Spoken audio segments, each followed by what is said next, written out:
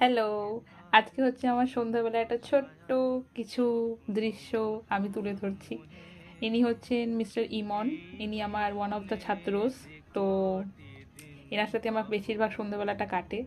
তো ইনি ভীষণই মিষ্টি একটি এবং খুবই দুষ্টু একটি আমার ছানা।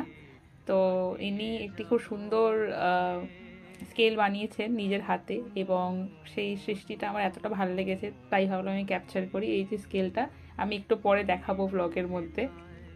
তারপর ওকে একটু পড়াশোনা করালাম, এই বোর্ডটা ওই আমাকে দিয়েছে ওকে পড়াশোনা করানোর জন্য।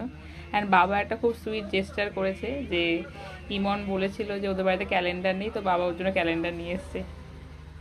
এরপরে আমি একটু আঁকিবুকি করলাম খাতার মধ্যে, কোনো কাজ ছিল না।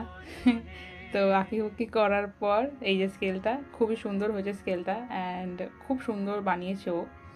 আর তারপর এই চকলেটটা খেলাম, এটা আমার একটা ফ্রেন্ড আমাকে দিয়েছে, একটু তেতো ছিল চকলেটটা।